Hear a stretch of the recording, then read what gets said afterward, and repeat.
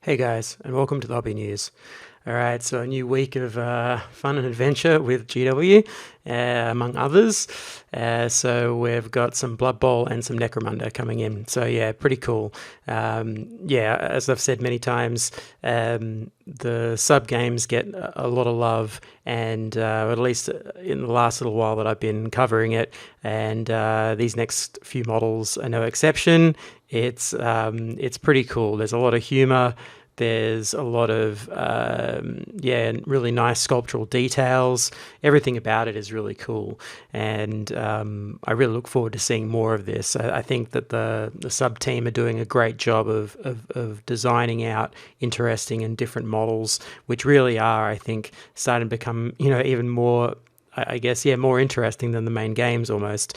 So that's really cool. And there's some other great stuff coming this week too. I've got a few more news vids coming out, which will be covering other game systems, which have some really nice models coming too. But today we're going to be looking at GW.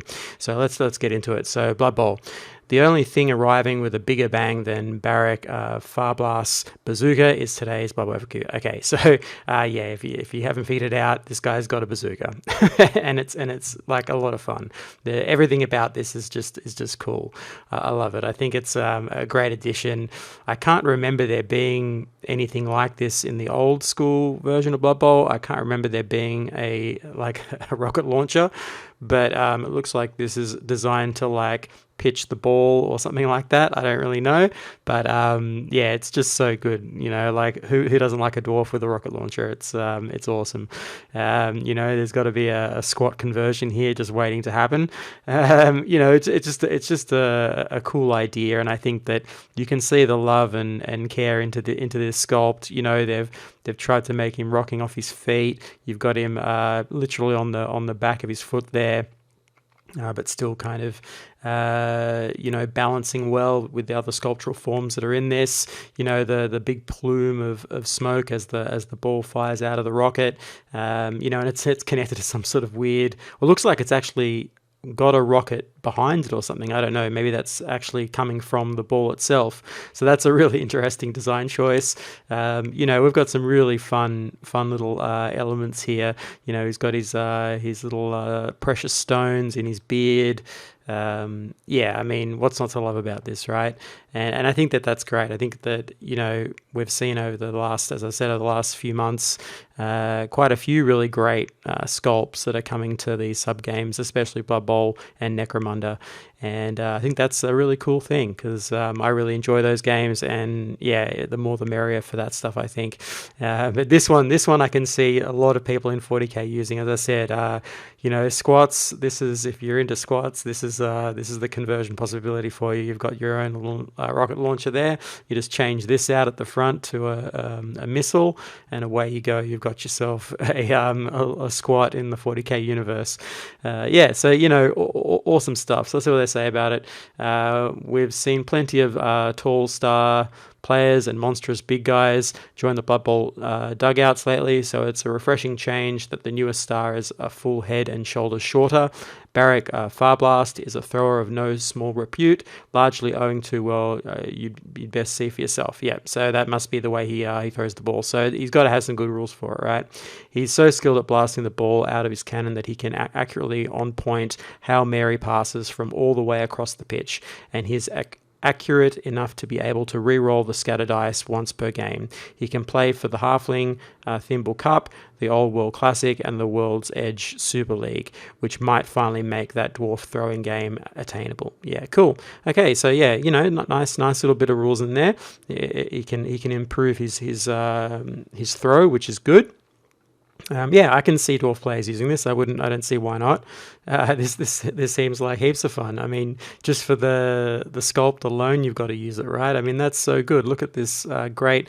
So if we dig into this a little bit further, I mean, the sculptors really done a good job of just getting some nice movement and flow through this. The repetition of those forms and the way it's ballooning out, it gives you a sense of motion.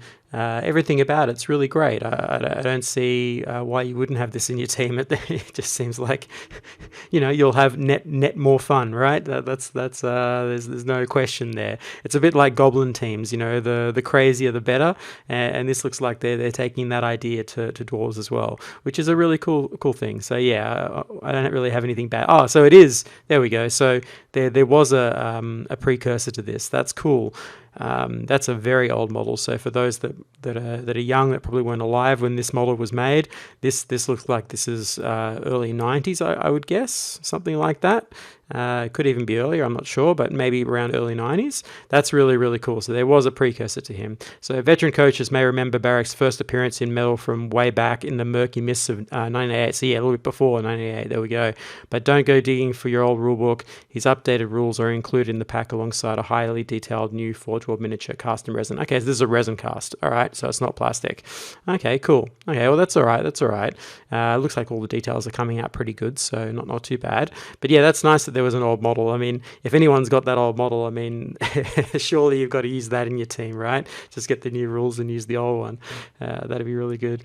So speaking of star players, they're one of the focuses of this month's Blood Bowl FAQ. Okay, we're going to throw this article over to, and we've got some FAQs. So if you're into Blood Bowl and you're playing, looks like they're doing some updates to rules. This is actually happening generally for their main games as well. We've seen GW sort of put more attention onto, I guess, fixing their games and keeping them more up to date and more balanced, which is hopefully a good thing.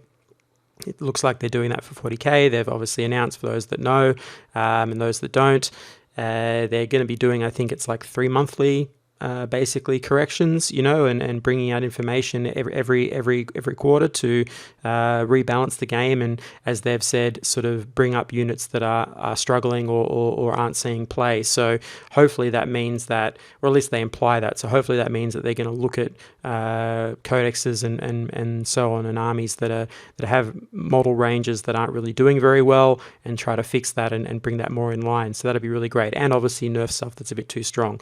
But I think probably out of the two, I'd rather see them focus on things that aren't as good in books and get some more, internal balance going on, so that there are more choices per book, rather than necessarily nerfing just the top stuff, because that's that's like a no-brainer. It's easy to do. It's harder to go through a book and try to figure out how to actually make something more viable without just copy-pasting the same rule over and over again, or going, we'll just give them this or that, and job's done. It's actually a lot harder to reevaluate some of those data sheets and war scrolls and so on, and give them better rules from the ground up. So let's hope that sort of thing occurs over the course of the next coming year. But it looks like they're also doing a bit of this for the sub games too, which is really nice. Like the more that they focus on this type of thing and look to making their games better, the better it is for everyone who's playing. I know that means that often you've got to change your lists or change, what you're using, but generally speaking, I mean, you're doing that anyway just by collecting. That happens naturally. Think of the armies that you collect, the models that you buy, that you paint, that you half finish and put away. I mean, you're rotating through models without even actually paying attention to the meta and so on. You're doing it yourself. And so I don't think it's a huge issue. It might be for ultra competitive players who are chasing the meta. It means that it's going to be more dynamic and a more diverse meta constantly, potentially, hopefully.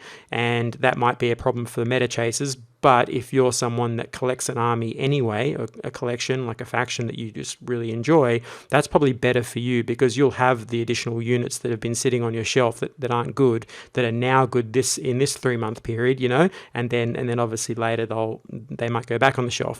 But I know some people have also been worried about, your army changing all the time. I don't think that's the case. If you listen to what they say, it's about picking up things that aren't seeing play as much. And I doubt that every army is going to get some kind of update every single 3 months. That just seems ridiculous. I doubt that very much. I think, you'll see, a sprinkling of certain units and armies getting a little bit of a touch, but your own faction probably, like normal, won't see any kind of major. You'll probably only have one or two out of the four that come around every year. You might only have once it gets updated, because there's so many factions, so many units. They're not going to be able to do updates for every single thing. So I don't think that's really a worry. I don't think you're going to have to constantly change your army lists and that sort of thing. I just don't think that that's going to be viable. We've never seen them do that before. I don't think that they've got a team that's big enough, that's capable to actually keep up in that way, like a computer game does.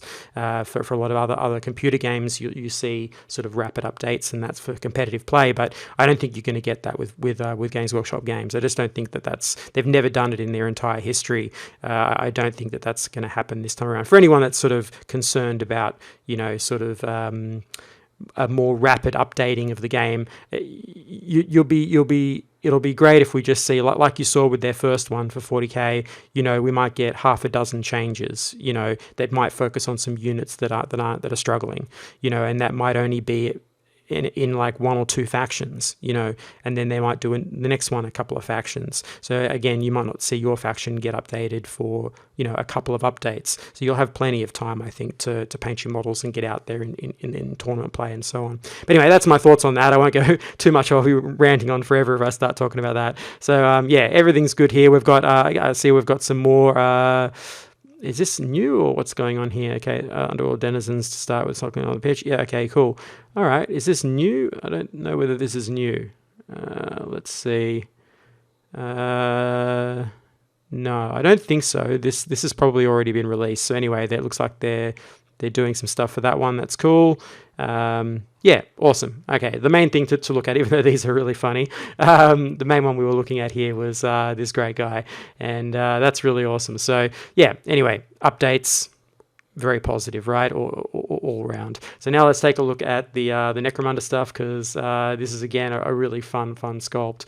So give your gang a few Underhive style home comforts with the slopper and scabber. Okay, so yeah, big fat guy with a cleaver. What a cool idea. So he's got some sort of I guess. I thought that might have been like something that he walks around with, but looks like he's like fixed to a spot. But what a fun idea! Very, very sci-fi, steampunk, all that sort of thing. You would see this in a computer game easily. Just a fun idea, right? I'm already visaging many Nurgle conversions with this model. There's a lot you could do with this. The Ink 28 guys would convert this up into something gnarly and interesting. Not that he isn't already like that, but there's so many good possibilities here. It's a great model. So unless you're living a life of unimaginable upspire luxury, a good meal is hard to come by on Necromunda. When your main culinary options are corpse starch, or unidentified fungi you found growing on the seams of sewage pipes, a good cook is worth their weight in spare plasma batteries. Yeah, okay. So yeah, look, I mean, that's really awesome. I love that they're doing the sort of the lived-in experience of Necromunda, and like they did with the previous kit they're releasing for the market and so on, and then this guy. I mean, that's just really, really good. I really enjoy that aspect of building the surrounding, I guess, environment and lore to some of these settings, because that just gets into the narrative, and it's the most appropriate place is something like Necromunda, the sub games where they can explore these things without really clashing with sort of the main agendas of a more competitive tabletop game or whatever, or a bigger game or armies game, that sort of thing. This can be more narratively driven and so on, and so that's a really great place to do this type of model. So yeah, all good. Of course, there aren't any good cooks in the Underhive, and all you're getting is this guy and a tentacle of indeterminate origin, seasoned with ash from his stogie. Yeah, so yeah, super cool. Like there's so much good Nurgle conversion here. A nice big fat guy with the boils and everything is perfect. I can see many good conversions from this. This backpack is perfect for a Death Guard model. Look, I mean, so many good things coming from this model for sure. He's a slopper, a hanger-on who's truly useless in a fight, but whose culinary skills are quite handy for bringing injured gangers out of recovery. Okay, presumably when they realise that the alternative is another week with nowhere to hide from his cooking. Yep.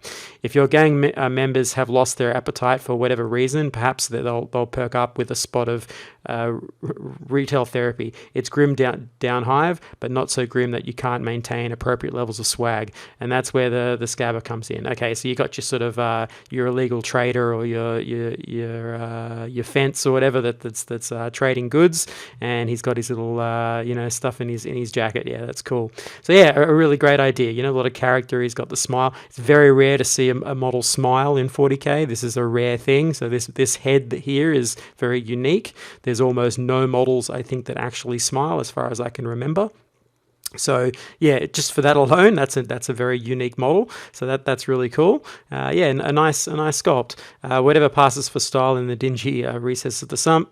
This fella has it in spades. Scabbers are fencers who can get rid of unwanted illegal goods on the black market and maybe turn up a few other items that you do want. Yeah. So yeah, really, really cool idea. So yeah, I really like this. I think this is definitely the way to go, and just adds more flavor overall to Necromunda. So yeah, just a really great bunch of models that they're releasing. I think that's awesome. We'll leave it on this one because this just makes me laugh. And yeah, I hope you've enjoyed this.